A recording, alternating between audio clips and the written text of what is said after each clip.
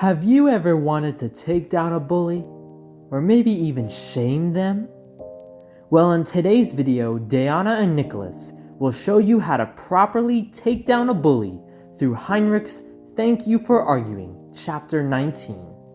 Now, before we get into this, I highly recommend taking caution when applying these tactics, because if you don't do it correctly, things might not go too well for you. Hopefully that's not you. So listen on, and let's go argue on.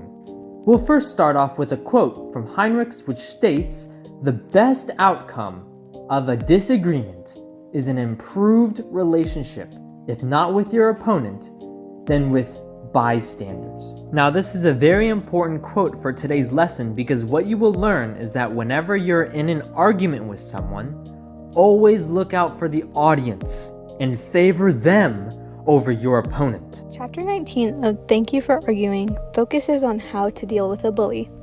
For this presentation, we will be covering the main points on how to deal with a bully when arguing, which include audience targeting, aggressive interest, virtue pose, and ironic love. Alright, so let's start off with audience targeting. With this method, you rely on your audience for it to work. When you're being bullied, look to the audience and try to spot who could possibly sympathize with you. Redirect your response to that audience, although you are speaking to the bully. This makes you gain more attention, and those who sympathize with you will listen to what you have to say. The next way to deal with a bully is called virtue pose. With this one, you need to remain calm to seem like the better person. This way, you are able to gain back control over your argument and win your audience over. When responding to a bully, offer to have a conversation with them later. Don't show negative emotion. Lastly, start a conversation with the bully. If they refuse, act disappointed. Make your audience aware by decreasing your pathos and increasing your ethos. And the third way to deal with a bully is by showing ironic love. Now, this is one of my favorite ones to use because it's just so funny to see the bully react whenever you just show a nice smile on your face. Now, this method works best when the audience is able to see through it.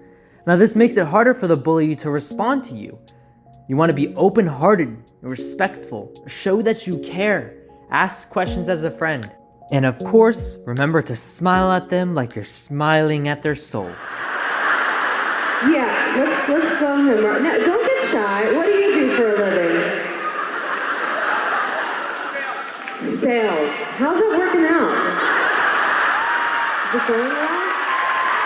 Because we're not buying it. So here's a perfect example of Amy Schumer using virtue pose along with audience targeting and ironic love. She takes down the heckler by calling him out in front of everyone in the entire audience. And the best part of it is that she remains calm and does it for the audience rather than the heckler himself, while also giving a nice, awesome smile to the heckler as he is escorted out. Now that's really cute. That's really cute. But if you yell out again, you're going to be yelling, "Show your to people in the parking lot," because you're going to get thrown out. The last method to deal with bullying when arguing is using aggressive interest. This method is the best one to use if you are dealing with a political bully. It can be hard to try and respond to someone who is screaming in your face. This proves to be disruptive and unfortunately for you, holds power. Fortunately, there are ways to deal with this. For one, look curious. This makes it seem like you are interested in what the bully is saying. Next, you want to ask your bully to define their terms. After that, you want to ask them for details. The last part of aggressive interest is to ask for sources. With this, not only do you annoy the bully, but it may also lead them to moderate their opinion. You know what I think? I think no one should have a smoke detector. The government be using them to spy on us. Get a dog. It'll wake you up just as good as those smoke detectors. So let me get this straight. You're saying dogs don't spy, but smoke detectors do? Tell me about the spy detectors, Uncle Billy. What do you mean by spy? You don't know what spying is? looking at you when you're not noticed, when you're naked, when you're saying something that the government don't want to hear. When you're saying something that the government don't want you to hear. Okay, Uncle Billy. How do these detectors work? Do they have a camera? A microphone?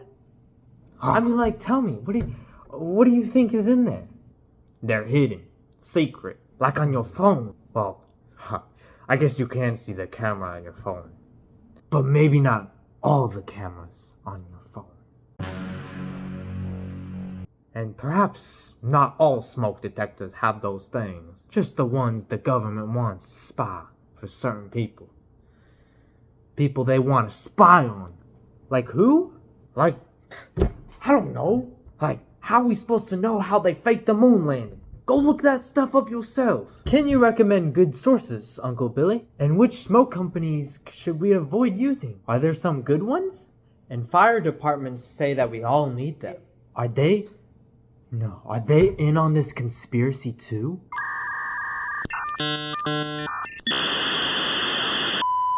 In summary, when dealing with a bully, you have 4 different methods that you can use to respond to them. Number 1, audience target. This gets you to find possible sympathizers in the audience. Number 2, virtue pose. Make yourself appear as the better person. Offer a conversation and act disappointed if the bully refuses. This way, you make it harder for the bully to respond. Number 3, ironic love. Show them love. Again, this makes it hard for a bully to respond, especially if you appear to be a likable person. Number 4, aggressive interest. Dig deep into their values. This is the tool to use if faced with political bullying. Look curious and ask for definitions, details, and sources.